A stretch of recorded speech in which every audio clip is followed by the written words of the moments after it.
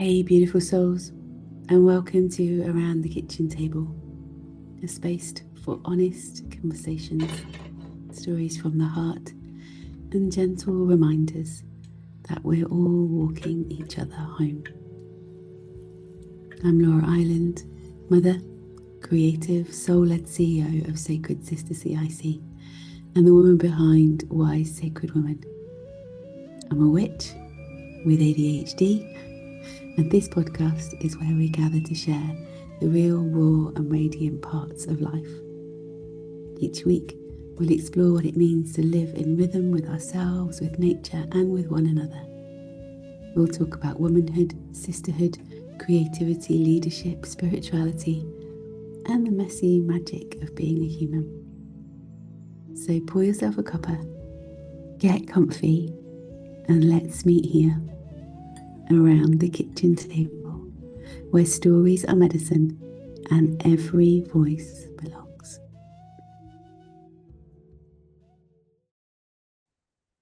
Hey, welcome to Around the Kitchen Table. I've got a guest this week. Love it when I have a guest, makes me very happy. And we're going to tell you about this guest. So I've been a bit of a stalker, if I'm honest. Been a bit of an Instagram stalker for a little while. And what really sung to me was this sister's real ability to show up real and authentically as herself. I show up all the time on social media, you all know that, but sometimes I struggle with just being who I am because I'm like, oh, what will people think and how will I show up? And, I've recently started talking more about being a witch. Like people kind of get it, they understand it, but there's still this kind of stigma around it. And so I was talking to my daughter the other day, for many of you all know my daughter is 15, and she said to me, Mum, I'm not a witch, am I? And I went, well, unless it's skipped a generation, the fact that you speak to dead people probably means somewhere along the line you are. And so I showed her some videos from this particular woman who just made my heart sing. And Gracie suddenly went, mm-hmm. Like it was suddenly like, mm-hmm. Like I know that she's now kind of following and she'll find her own way and she's kind of connecting in different ways. So I'm not going to speak loads. I'm going to jump on in and introduce you. Let me find the right buttons to press to the lovely Amy. Let's get Amy to unmute. Yay! Hello, love. Hello. Hi. Hi. How you doing? I'm good, thank you. How are you? Oh, I'm hot and bothered. I went out of the house this morning with way too many clothes on and then kind of have spent my day slowly stripping off. I'm like, hey, well, how did it become 20 degrees? When I left this morning, it was like 13 and cold. I even had my winter boots on. Yeah, I've tried to give the impression that I'm dressing like a grown-up today, but really I should have just left it how I was because I am pretty toasty as well. I was Bless like, you. let's Bless give you. everyone knows that I don't, but I'm just like, let's give the impression I got it all together. Yeah, Um, of course. yeah. Of course. Yeah, I think I did the same. Put my grown-up kind of clothes on. Yeah. Um, but that's one of the reasons why I love you, right? Because actually, bollocks to the grown up. Like, let's just be who you are. We Yeah. had a lovely conversation last week. I reached out to Amy and was like, "Hey, do you fancy jumping on my podcast?" Like, we have these really normal chats around the kitchen table. Although currently I'm in my bedroom and Amy's in her mum's house. We've Yeah. just had this conversation that she may get disturbed at some point, but Yeah. that's normal life, right? It's Tuesday afternoon. Yeah. Do you know what? Most of my readings I do, if I'm at home, I've got my dogs joining in continually. If it's not my dogs, it's my children. If it's not my children, it's my husband. And I was like, it's kind of, I have to, it's just is what it is. And I said before we started, there might be all of a sudden a mum in the background. I mean, what? I'm doing a podcast. And they'll be like, "Are you on YouTube?" Yeah, yeah, yeah. That's it. That's it. Oh dear. So listen, like we had such a lovely chat last week, and it was so funny. I always said we should have just press record then, because what often happens is we have these initial conversations, and they're so cool that it's like actually that's why this podcast exists, just to make these kind of extraordinary conversations really ordinary. So Mhm. I'd love you to share kind of like your background, I guess. Like where did being a witch kind of come from? And I say that in inverted commas, and I don't know why, but it's that natural thing of like, oh, we're a witch. It's like, no, that's who you are, right? that's who I am. And you know what? If I'm completely honest, I would have gone like that at some point, but it wasn't that. I'd say I was witchy. Ah, right. Oh, yeah, I was often referred to as Amy the witchy one, witchy Amy. Um, and it wasn't until, recently I had a page which was that witchy one, Amy Smith, and there was a bug in my account. I had to shut it down and start again. And I thought, you know what? I'm just going to be that witch rather than that witchy. Um, but to give a bit of a backstory, I suppose, a little bit of how I got to the point where I could hold that more comfortably. I've always had my gifts since I was little. I've got quite a few stories from when I was really young. I suppose I've always been able to sense the spirit realm. I've actually, yeah, I'm friends with the spirit realm. They're close. I'm tight with them. If someone needs help, I will summon them. I'm like, get here now, come help. It's always been something I've had an awareness of, and my imaginary friend, In inverted commas. my imaginary friend when I was younger was a young boy, and his name was Tom, and he died of cancer.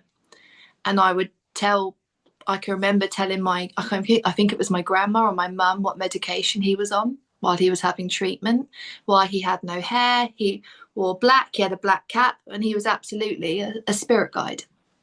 Um, uh, so I used to see spirit when I was little a lot more. Obviously, that's a common thing. See them, sense them differently, and then we grow up. I've done what a lot of people have done and got, I suppose, swept away in life and done the hokey cokey. My teens were very witchy. I was Nang Champa, baggy jeans, scarves everywhere, like going to the bookstore and going right to the back corner where there was all like, the Wicca books, all the witchy books. And then I did the hokey cokey after that until maybe about 6 years ago, I found myself being in spaces. I've done readings for like 20 years on and off. I used to go to the, mind, body, and spirit fairs, or the little ones. Um, but I'd always open up and I'll close down again. The fear of being burnt has always been something I've been really fearful of.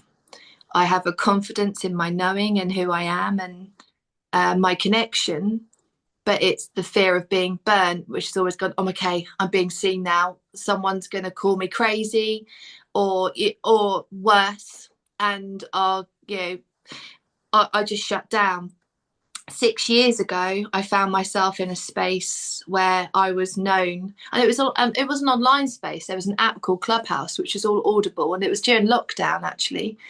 And my husband suggested going on there to see, just socialise. It was a new app, it was up and coming, and I joined it as that witchy one, Amy Smith. I found myself talking more and more about it, and I remember on that space, I had people telling me I shouldn't address myself as a witch. It was just, I should use all these different words. It should be psychic medium. I could be a mystic. I could be an oracle. I could be all these different things. Put on all these different hats, apart from the one that always felt like it fits. And I really battled to find my place. I called myself everything. The thing is, if you call yourself a psychic medium or a medium, they expect you just to be that. If you're an oracle, it's all these assumptions. You put on these narratives with these words. And I've had about a 5 year, I would say, up until the last 2 years, kind of battle with saying, actually, these words don't fit me. I don't mind that the word witch means all of the above and all of the below, because that's how I best describe and can class myself. I feel by me claiming and holding the word witch, and that is truly who I am in my soul. If you cut me open, I'd bleed moss and jam jars and fairy lights and ancient ways and modern ways and some of these, and it would all just come out.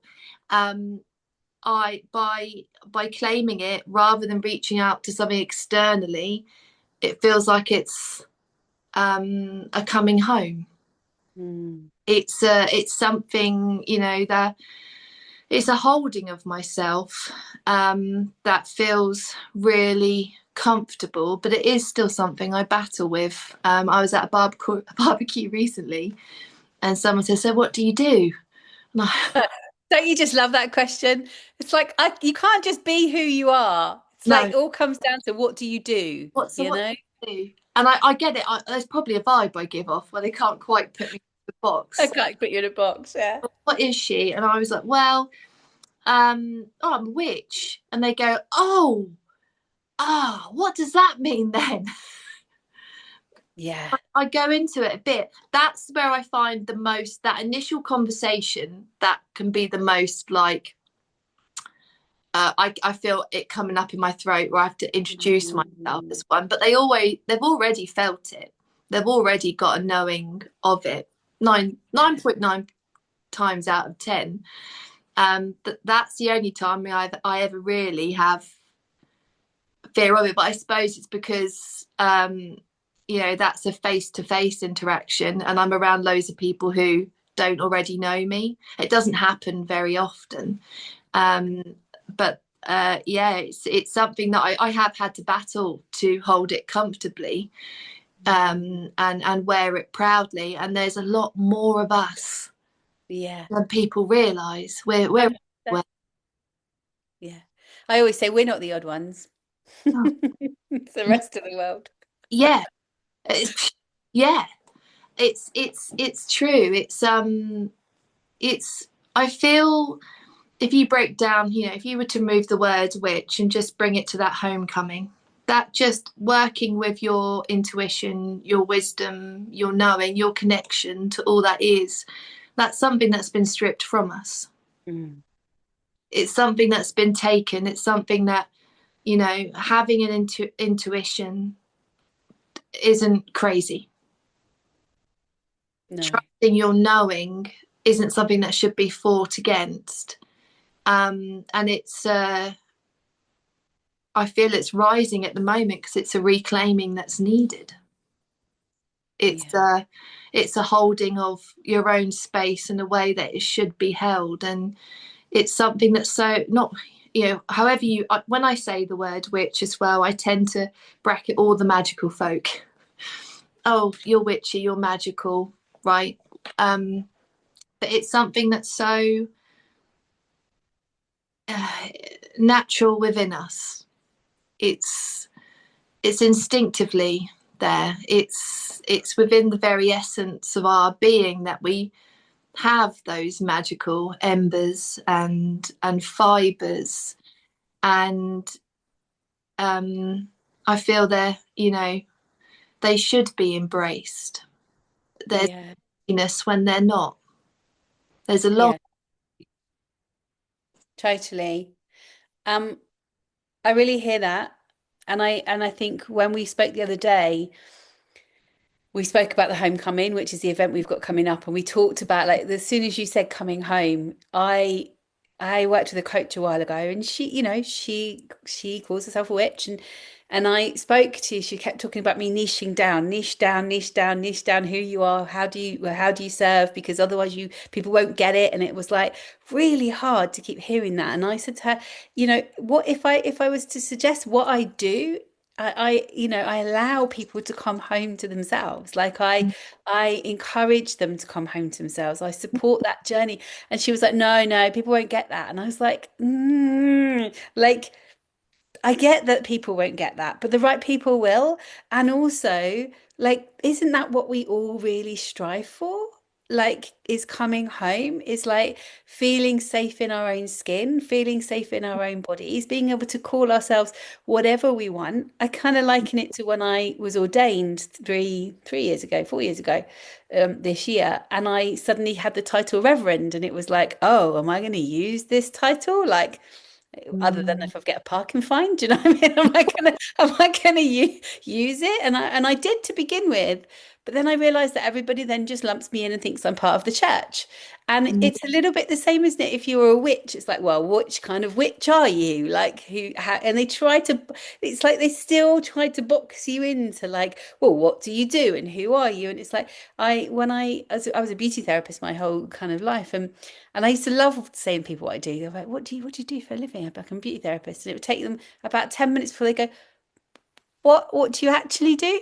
Mm. And it would be like, oh, I'm going to say it just as I used to say it to them. I wax fannies for a living. Do you know what I mean? And it just used to shut the conversation down flat. Do you know what I mean? Because it was like I'm just done telling people. I'm done explaining it. I'm done not being able to be okay with me telling you who I am and you just accepting it. You know?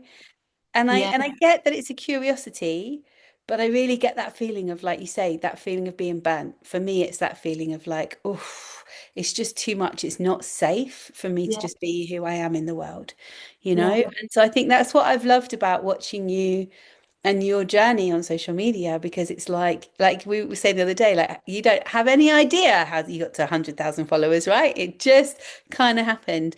But there's that reality that if you look at the algorithm, you like speak the same speak, people know what you're doing, like they know who you are, and it's easy for an algorithm to work with that.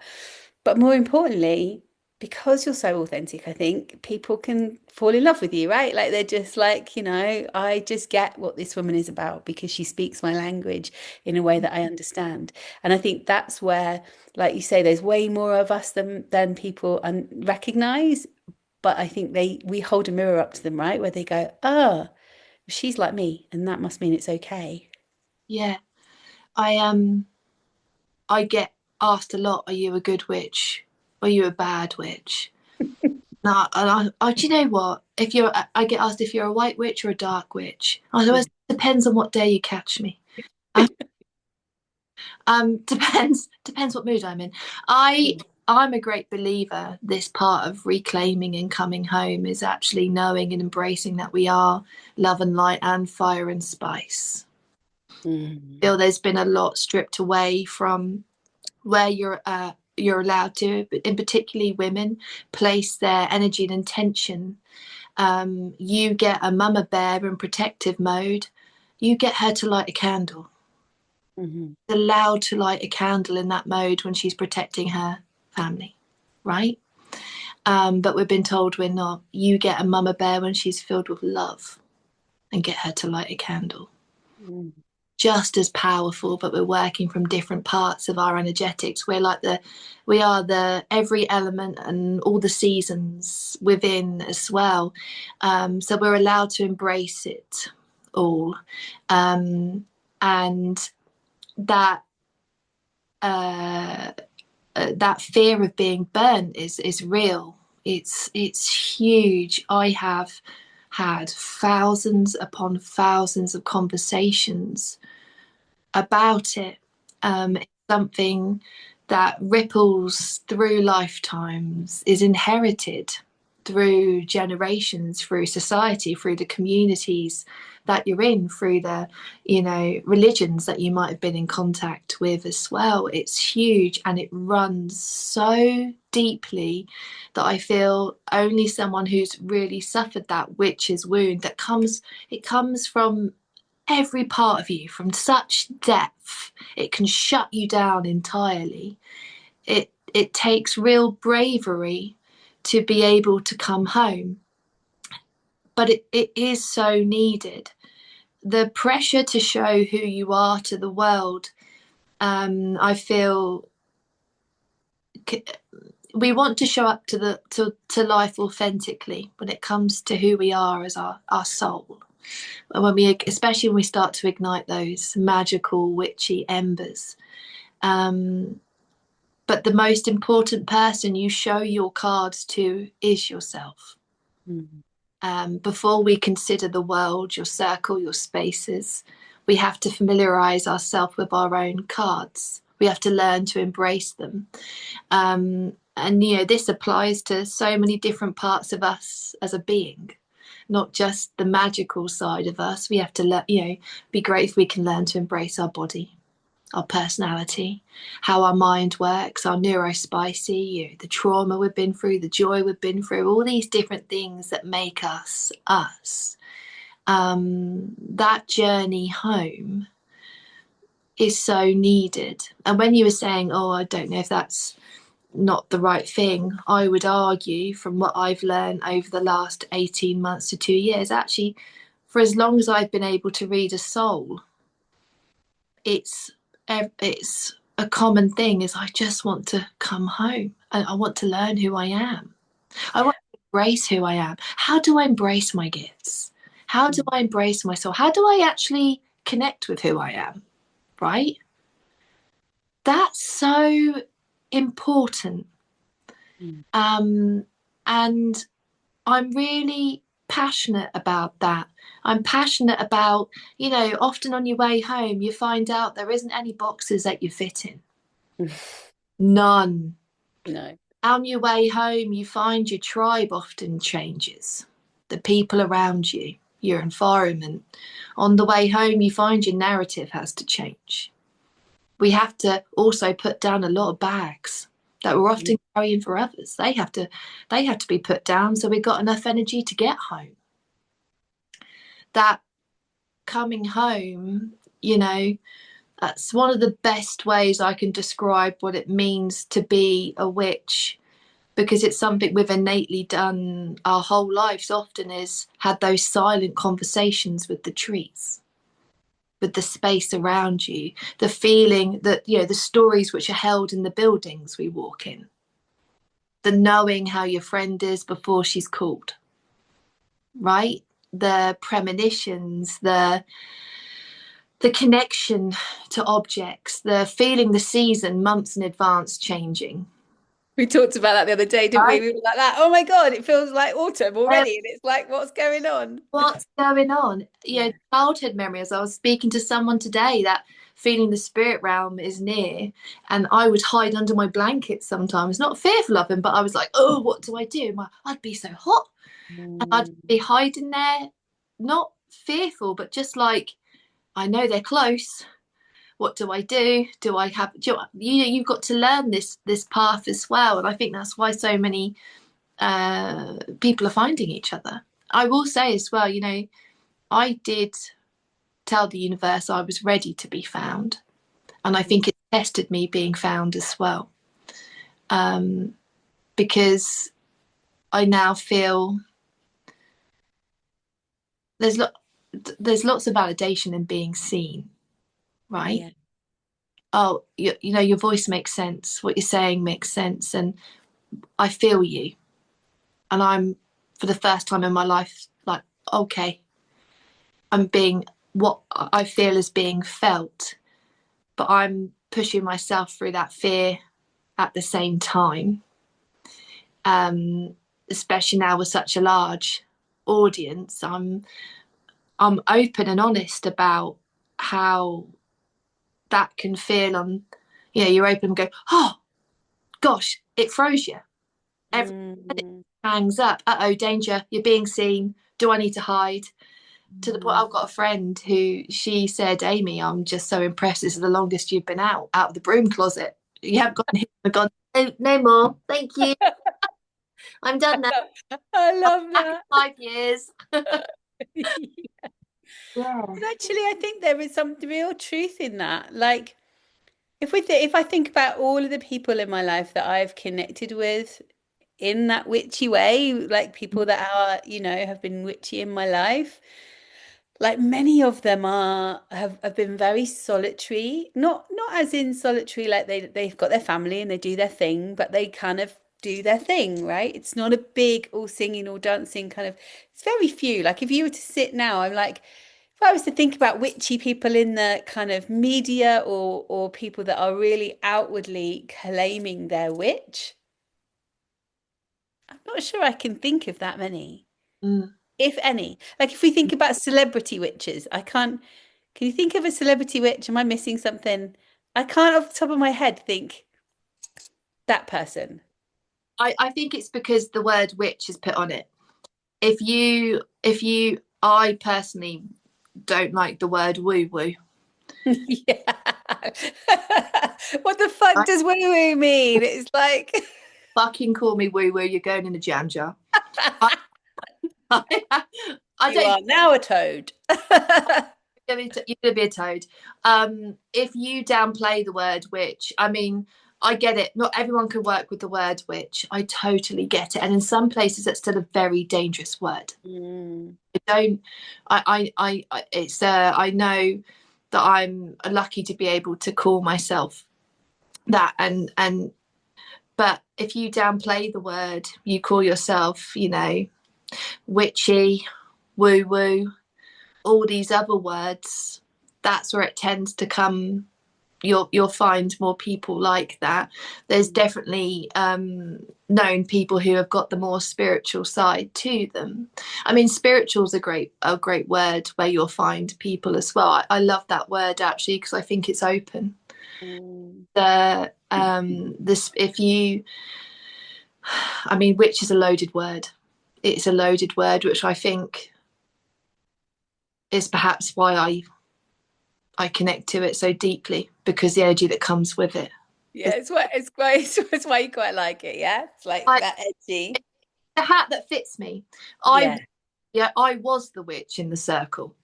Yeah. I was at school with the fairy craft, the witchcraft books under my pillow at a Catholic boarding school, right? Oh well, didn't know that bit about you. There we Yeah, go. I went to a convent school. My head teacher was a nun, and she was badass. Let She me was not having any of you being a witch though, was she? know. No, that was a little secret. But it's I can't. I've gone off piece now because I'm just remembering all the stuff I did at school. But I was a bitchy person. There wasn't any, but I had a few friends that I'd practice with. My sisters, when I was young, she's the first witch I practiced with, my sister. Right. Right. We always just had ways about us. Um, my sister closed it down, and I think when you've got gifts, when someone say they've closed it down, they've dialed down the dial just enough so it's beyond being able to be heard, enough for you to ignore it. Yeah, yeah, I've yeah.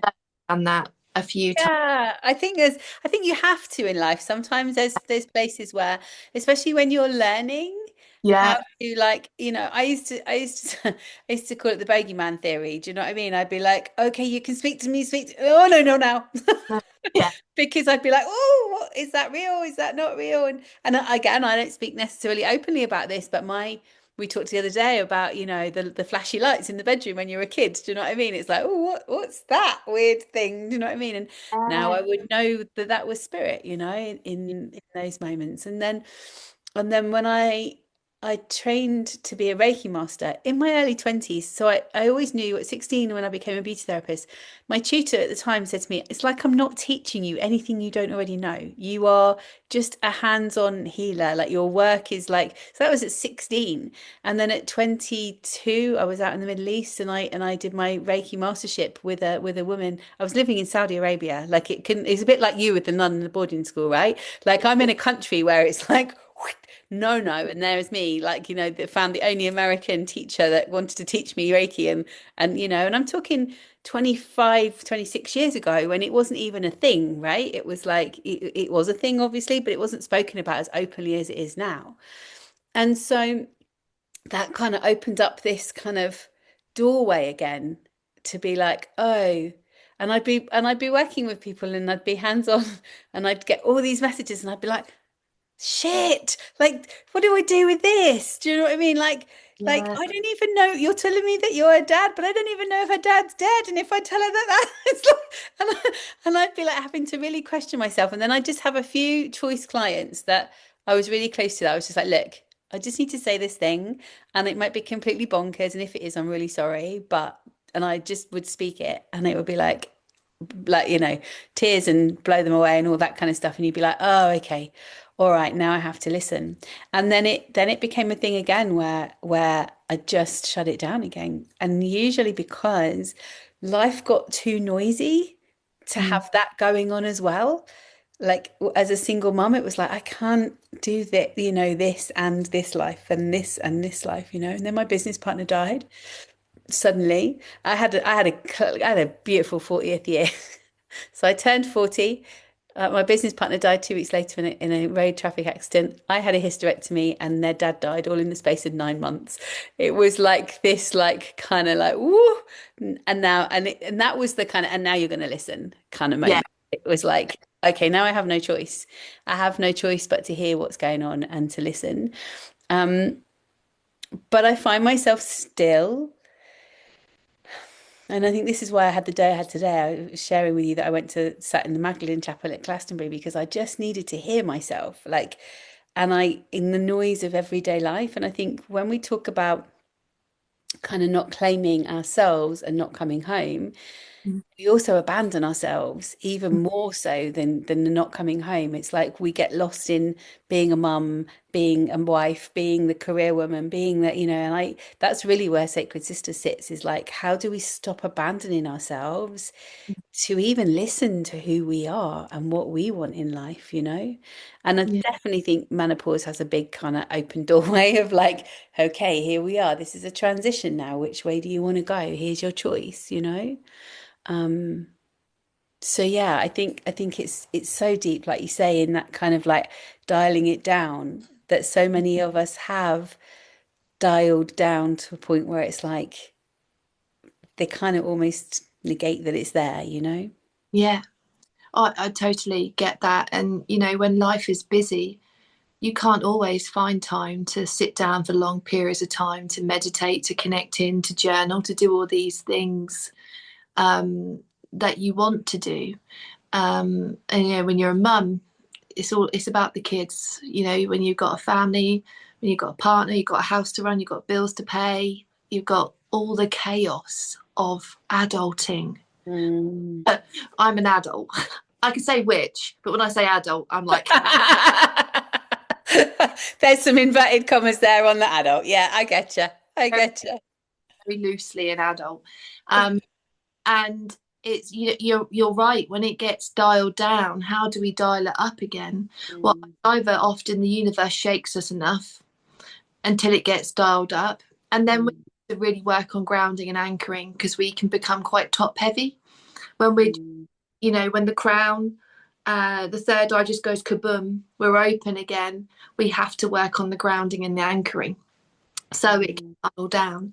But I have this thing I say about the witch's nod, the acknowledgement through the day of the magic, of the connection, of the mindful moments. I am actually qualified as a mindfulness and meditation coach as well. And it's one of those things I qualified in and I never really used it, but I learned a lot. I think I just needed to learn it for me, and then I can weave it into different parts of life and different conversations. But that present moment when you acknowledge something magical or joyful throughout the day can be really powerful, especially when you're trying to awaken that magic side of yourself, right? A song comes on that you've been singing, a white feather, a robin, the signs, the synchronicities, the smells, the things that turn up. I kind of give it a, okay, I'm listening. I acknowledge it through the day, and allowing that to be a joyful acknowledgement as well. A joyful, magical, witchy soul is a very powerful one. We have to allow joy and fun into the practice, into the journey as well.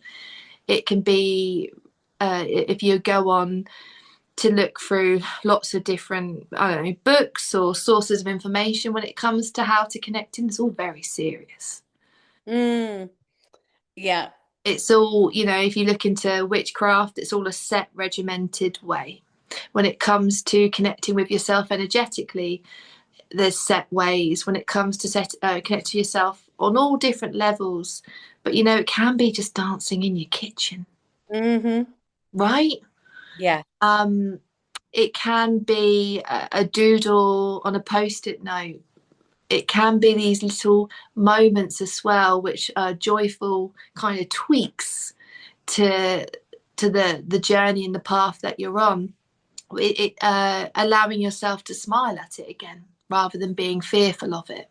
Mm, Um, it can be overwhelming, going back to when the door suddenly opened. and the life goes boom, boom, boom, boom, boom. Okay, you're here now. Because you can feel like you're losing your mind as well. Mm. You can feel like, okay, we've lost directions changed, mindsets changed, emotions are changed, hormones are changed, all these different things are changed. How do we go forward with this? Okay, and now my intuition's going to start speaking louder. Now my boundaries are coming in finally, right? Finally telling people that actually I'm not okay with that, or I don't want to come out, or actually no, just leaving it as no. Um, Is a full stop, right? Like, no, it's a full stop. It doesn't need any, you know. yeah, Yeah. just no. The over explaining becomes a little bit less. The essays apologizing and all these different things because of why you couldn't come out where you were, all these different things. I just didn't feel up to it. I Mm, see mm, you soon. Don't take it personally. I love you, right? It all changes. Um, and I think that's where a lot of people are at the moment. mm. A lot of I would say a lot of women, like a lot of people, yes, but a lot of women. I guess people. because I see so many women, but I feel that like we were speaking the other day, like we've got this event coming up, and it's like normally we would have sold out, and there would be so many yeses, and people would be there, and they'd be, and it's Mm, been really hard because I think so many of us as women right now are sitting in this kind of like bit of a juxtaposition of like I can feel that things aren't quite right and I mm, don't really know where my place is in the world. yeah. And we're a bit done with trying to explain it. It's like I can speak for myself. I'm a bit done with trying to explain how to be around me or how to, or like I'm the odd one out again. And it's like, no, just because I'm putting in my boundaries and I'm being really clear and I'm claiming back my life to Mm, be who I want to be, that doesn't make me wrong and it doesn't make me complicated and it doesn't make me, all the things that other people put on you, like you're just trouble, like you're just, it's like, no, actually, to be that. And I think this is where sisterhood is so powerful when you can step in fully as yourself. Because again, with the witch wound, just like the sister wound, like we've been pitted against each other and it's into a not safe space. mm, And actually, when we come together, the reason they don't want us together is because we're really freaking powerful together, you know? yeah, yeah, And that I think is the thing, right? Is beginning to own this space of who are we? How can we really show up as ourselves? Which or no which? Like how do we show up authentically as ourselves? How yeah, do we connect more deeply with who we are? And how do we stand there and let I just had this vision of like let the wind blow through our branches, right? Rather than being like, oh no, I have to get rigid. It's like if you can just let the wind blow through your branches, it's okay to be who you are and to say no and to feel your own feelings and to be who you want to be. And again, we were talking about this with the gathering of like we don't have performers on pedestals and we don't come and we don't perform to we don't sit at the feet of a guru and listen to them. We're there and we're in it and we're doing it. And I think that's what I see in this kind of movement forward, that's kind of a little bit confusing right now for a lot of people because it kind of rattles their box a little bit. It's like, well, okay, if I get yeah, out of the box of just being mum, or if I get out of the box of just being in the office or who am I if I have permission to be completely free and open in who I am, who is yeah, that, you know? yeah. It's so true. And I was thinking about it, about the sisterhood and the circle. And I was actually having a conversation with a friend at the weekend. I was telling her about how I was coming here and speaking with you, and she's like, "I want to come with you." And I was like, "Fine, Hey, great. great." Um, and it's uh, it's an interesting one. Like from my perspective, I've always been quite a lone wolf. My pockets of friends are small. Mm, I can probably count my close friends on one hand, but there's a lot of kind of magical, soulful souls a little bit wary of the sisterhood. 100%. there's definitely a sisterhood wound that needs fixing as well. When you gather souls who are, you know, on a spiritual path one way or the other, they're very used to being the person that has to heal others. They're very used to being the person that has to hold the space. Well, how do you walk into a space and not be there? Right? Yeah. Be that and just be in that space. That's truly needed. Yeah. That, Yeah. okay, you can take the pressure off. We're all here together. You're not here as a reader, a seer, a Reiki, a teacher, or all these different walks of life. You're just here as you. I truly feel a lot of us have forgotten how to do that, how to be in a circle like that. And that can feel really intimidating. I mean, that intimidates me a little bit. I've been the reader, I've been the witch since I was born. I used to counsel adults as a child, right? I used to be like, no, that's a bad mistake. What are you doing? Don't do that one. Like, as this tiny 5 year old, telling, no, stop that now. Bad. If your great grandma's telling you to stop. I've always been like that. So then going into a space where you can soften is important. Mm. Um, and be seen and be there and share in a way where it's I suppose equal, like sharing around the table. Like, you know, Yeah. might say, oh, I need a one of my best magics is protection magic. Like, I am good at that. So tell me what you need and I'll write down, take that, try that. Right. Yeah. And that's, you know, the beauty of souls coming together. You get to have those more intimate conversations as well without the, I suppose, the hat off, which is Yeah, exactly, exactly. No mask on, no hat on, often no clothes on, depending on who you are. Do you know what I mean? But it's like that sense of away from the world that you are in usually. So the mum role, all of the roles. mm, How do you find yourself? How do you make those choices for yourself? And I think that's one of the reasons why we called it the homecoming. But also, I really felt today as I was sitting there, like I want to create this ceremony with all of the women. Again, we don't do anything. There's no one person does it. We co-create everything that goes on. But it's like I want to co-create this ceremony on the Saturday night, which is all about belonging.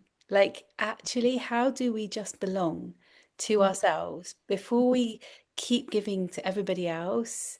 Like, it's about belonging. Where's our belonging in the world? Where is our belonging in our family? Where is our belonging to society, you know? Because we have a vast variety of women that come, you know, and they can be labeled all sorts of things, but actually fundamentally they've all had a womb at some point. They're either, you know, womb bearers or they've had a womb at some point. Start there, because that's mm, hard enough in and of itself, you know, to be the woman and to be a woman in this world. And if yeah, we start there and we find the belonging there, everything else we call ourselves, you know, like you are Amy the witch, but you're also Amy, right? It's like, you know, and there's real beauty when we can meet each other heart to heart and feel that sense and see that person when everything is stripped away. And that's so beautiful and so powerful. And actually you just mentioned you mentioned it to your friend and your friend was like, I want to come. This is what I've been saying to people. Like, let's reclaim the gossip, right? Like, we got shut down. The gossip got shut down because they wanted to shut women down. So gossip become bad. It mm, stopped people from talking to each other. Your mum doesn't talk to her neighbour over the garden wall anymore because she doesn't want to be the gossip, you know? And actually, back in the day, if we were a bunch of witches wanting to get together around the fire, right, on in a couple of mm, weeks' time on Lammas, and we wanted to have a bit of a harvest festival, I would have just called you and gone, Amy, hey, come around to mine. We're just going to get together around the fire. I wouldn't have gone on social media, put an advert up, made sure, wondered who might see it. Like, you know, yeah, it would have just been a thing that happened. And yeah, instead, we've lost that. We've lost that ability, you know? Like, yeah, I never even phone my friends anymore. I have to message them first to check they're there or to make a freaking appointment. It's like, just pick up the phone and speak yeah, to each other, you know? It's like we are so disconnected. And And this has always been my thing with sacred. I just clocked my phone. It's 18:18. I love that. No. This it was always about connection, but I realized that before connection comes disconnection, right? So it's like we have to look at where we become disconnected from ourselves, from our true self, our true essence, our soul, and our Yeah. soul's purpose. Because I believe probably the same as you do. We all came here for a reason. So it's like, Yeah. what is that reason? And are we really living that soul's purpose? And then Yeah. and then once we're there, that's when I think sisterhood becomes even easier. Because Mm. once you really get in touch with yourself, you don't care what anyone else thinks or says or does anyway. So No. like most of those wounds don't exist in that world. But No. also I teach a lot, about healing, like living from our scars, not from our wounds. It's like, that if stuff has happened in your past and we're in the trauma, that's important. It's important to acknowledge it, but it's important to heal forward from it, not Yeah. keep going back and opening the wound back up and wondering why and trying to figure it out and keep going back and keep going back and keep going back and keep going back. Your soul has a journey to do whilst you're worrying about where you might have been or what might have happened or where it's come from. And that's really hard to say when people have had some really shit times in their past, right? Like I've had some really shit times in my past, but I can't live from that place because actually I wouldn't be living my life. I don't No. know where this conversation's going, but obviously it's coming up for a reason. So it's like, that place of when we come together in sisterhood, it's like, where can we meet each other in that moment with what's real in that moment, Yeah. We can drop everything else and just be ourselves, where we don't have to be. We've got amazing people that come, amazing performers, amazing artists, amazing, amazing healers. Like, but I don't go out there and go, oh, hey, Amy Smith's coming down. Well, I might do, but like. But it's like, it's not about, oh, you've got 100,000 followers, come to our event. It's like, do you know what? I feel your soul. Like, we're there on that level. Come and hang out, and that's what's so precious about it. So Yeah. yeah, I think, and the more we can do that, the more we can normalize having a chat over the kitchen, over the kitchen table, over the garden wall. It's really powerful. Do you know what? It's so powerful. So much sprung to mind as you were like saying that. First of all, you were saying about, getting there's a I feel there's quite a toxic healing cycle being pushed at the moment. We continuously need to learn, grow, and evolve. Yeah, we continuously are on this healing of allowing ourselves to move forward, but we can get stuck in loops from the past. I'm a great believer that you stay where your gaze is. Your I love. gaze is there, you stay there. If you allow your gaze to come up,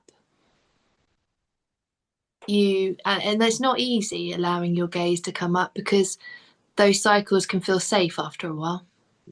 Totally. They can feel like where you need to stay. And you know, cycling back to the witch's wound, we stay in the wounds, or we can move to a place of safety. We can move forward with them and meet them differently. Um, the Being a modern day spiritual practitioner comes with a lot more paperwork than what any of the elders would have had. Doesn't it just? Would they have had to deal with emails? No. Like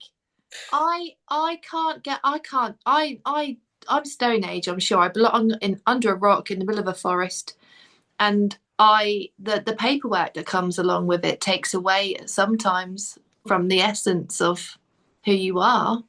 Yeah. But yet, the paperwork, I have disclaimer I send out, and I'm insured for what I do because that allows me to feel safe. That allows my root chakra to be like, okay, we're ready. That I've allows ticked that box. our old wounds to say, we're not being burnt in this lifetime because you've got a purpose to fulfill.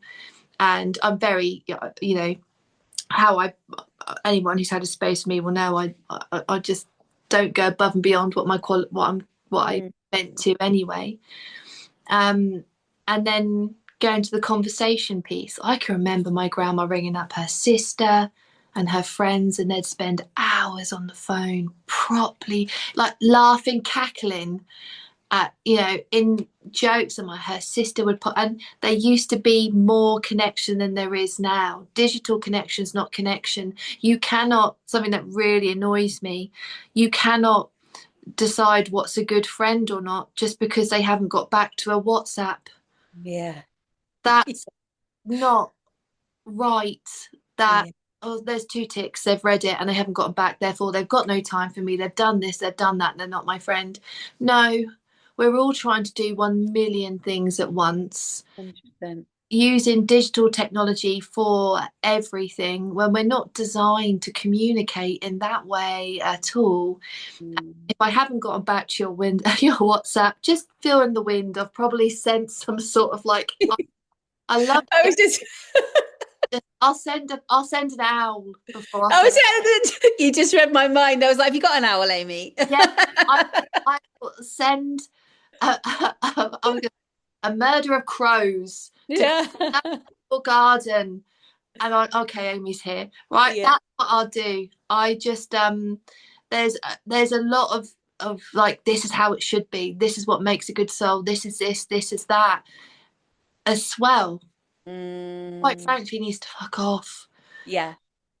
I really heard that, and another friend shared that this week. Do you know Emma Louise Dyson? Have you seen Emma Louise on? I'm So not. I might recognise her if I see her. yeah, yeah, yeah. So she is also a beautiful witch who's just um we met years ago, and she's a real crystal, kind of crystals are her thing, like the earth, the magic. And Mm, but I just saw a post that she did the other yesterday or the day before, and she was just speaking to exactly that. She's like, I can literally do magic sitting there with nothing. I don't need an altar that has everything on it. Don't get me wrong. I have things. I have my Mary Magdalene. I have things. Do you know what I mean? But it's magic isn't that. It isn't prescriptive. You know, don't pick up a spell book. It's the same as I've always got cards around, right? I like oracle yeah, cards. They're great. Do I ever read the book? Do I, Hal? Throw the book away. It's somebody yeah, else's opinion, right? Like they just form a baseline to start with, as far as I'm concerned, you know? And I get so tired of this performative witchcraft, performative spirituality, like do it this way by the book. And that's not to say that if you're just discovering yourself, right, having a recipe to follow can be really helpful, right? But yeah, you listen to your intuition. I know that we're coming up on kind of, we could sit here all night long, but I need to get you in a field, then we'll just chat all the yeah. time. But one of the things that I loved the other day we talked about is we spoke about intuition. And I Mm, wonder if you just want to touch on that just briefly. We spoke to the things that, like, women don't necessarily listen to their intuition, but they know if their kid's sick, or do you know what I mean? So it was like listening to that inner kind of voice. yeah. I think one of my favorite challenges is when someone says I don't have an intuition. I'm like, challenge accepted, take a seat. I will make time for that, no matter how busy I am, to allow someone to see the inner goddess knowing that is there. And I often can like break it down to a few questions. I, from working with lots of people now, and every time I share a space, I learn something, and that's how it should be.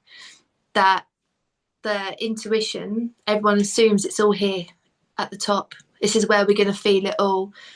From my experience, it can be sensations throughout any part of the body, but it's mainly between like the torso area. Mm. And it could be different parts of that area that communicate. So if anyone wants to try this, try this. Someone you care about hasn't vocalized it yet, but you know they're coming down under the weather. Someone you know who you love wholly, a child, a spouse, uh, a fairy member of the family, a close friend. You can just tell something's off. You're going into healer mama bear mode. Whereabouts do you feel that in your energetics? Most people will say in and around between the heart and the gut area, they might feel it. But that might come up more chest. It's often different in everyone. Your intuition, when it's giving you a red flag, the environment you come in suddenly becomes dangerous, or someone around you is not someone you want to be around? Where do you feel that? Some people get goosebumps around their torso. Some people's chest will go, okay, we need out. Sometimes their guts like, I am out of here, let's go. That's another part of your intuition speaking. When you're really connected in with source, whatever you feel source is, the universe, the godlike energy, spirit, whatever you feel that is, you know you're there in that zone and you're open and you're having that conversation without words. Where do you feel that? Okay. You're cooking and you might start thinking of your grandma, and you might go, okay, she's saying add some basil in there, or, you know, add some more herbs in. Your intuition can speak to you ancestrally as well. I often feel that's where your wings would attach, the behind of the heart area. That's often where I feel the jolt forward of if I've got to make a decision and I'm not sure which, my ancestors will come in and almost boot me in the direction I've got to go, because they're like, okay, Amy, this way. And it's like, I don't know how I made that decision. I just know it was right. Mm. Energetics can work in different ways within. Maybe I think as well, because I'm absolutely on the spectrum, I've absolutely got autism. Somewhere I've never been diagnosed, but I've absolutely got it. I can be quite sensitive to the direction that energetics come in. And by, again, holding space with people, I found out others can as well, right? You're connecting with someone and you might intuitively feel they've got an ailment. How do you feel that? Is that a directional energetic that's coming in, or is that part of you that's illuminating? You might feel it in your chest and they've got a chest ailment. Mm. We are absolutely magical beings that are capable of so much. Sometimes by starting to listen to that, even if you don't voice it, and then it comes forward in conversation, always make sure you acknowledge that. Your Mm. always acknowledge it. We can grow a trustful relationship with our intuition when we start to acknowledge it. Acknowledging it, holding it, and noting it when it plays out right encourages trust. Equally, if you're unsure if it's your intuition and your mind's loud as well, and it doesn't play out in a way that you thought your intuition was saying, note how that felt. Mm. Sometimes feelings consume us in different ways. But I know how, if I've got anxiety, it consumes me very differently to how my knowing does. And I know that now. But still my anxiety can win the battle Mm. because it can be louder. But I know it's a lot more of an energy here that consumes me, very different to when my knowing consumes me. So we are one big, beautiful, cosmic machine, multidimensional, beautiful being. And if we allow ourselves to tune in to where we feel different things, we can grow a relationship with us. And that relationship with you will be different to how your friend feels it. And that's Mm. meant to be, Yeah. right? We've all got different, the intuition gifts is a spectrum as well. Your knowing's a spectrum. You'll have people that are better at some skills than others. Mediumship's a spectrum. Everyone expects you, when you say you're a medium, you're going to be like the dude or the woman on TV. No, it peaks and troughs. It appears in different ways. Sometimes I can describe what your loved one was laid to rest in. Other times I can just go male, female. And that's Mm. all I get. But growing a relationship, listening to how your body's responding when it comes to your intuition can be a great roadmap forward and can be really, really, really handy. Mm. Thank you, my love. Oh, you're my I get a twitchy nose. Do you remember like Samantha the Witch? Do you get a twitchy nose? so I'm often, if I'm doing a live or if I'm talking to someone, this will start. Yeah. Yeah, Yeah, and yeah, see part of that witchy family. I yeah, do. I get a really twitchy nose. It's like, yeah. and then, but then, do you find that sometimes you also then try to square it away with yourself? Like it took a Oh, long time to just not go, oh, I've just got a tickle, or it's just my hay fever, or it's just like I'd always find it like something, and it would be like, no, like it really is not that. Do you know what I mean? Or the top of my head, I'd get like someone stroking the top of my head, and it would be like, this is weird now. all the time. And then you'll often have that conversation after, oh, I should just listen to myself. Yeah, 100%. I should have just listened. I knew this was this or knew that was that. Those again, those situations teach us a lot. Because Yeah. all we acknowledge, oh, we should listen to ourselves. Next time it happens, we'll go, oh, I don't know, maybe I might listen to myself. See what happens, you know. Oh, well, listen, love, thank you so much. I am so aware of our time, and I know that we could just go on and on and on and on, but your kids will want their dinner soon, and your mum will be like chucking you out of the house. Um, But, but thank you so much. I really, really appreciate chatting with you. I'm sure it won't be the last time. And, maybe we'll see you in a field soon. What do you reckon? yeah, I'd love that. I'm on my way. I'm on my way. Anyway, my love, you take care, and Thank I will see you soon. And for those of you watching this, I thank you so much. Appreciate your time and your energy for being here. And we will catch you around the kitchen table soon. Lots of love. You're out.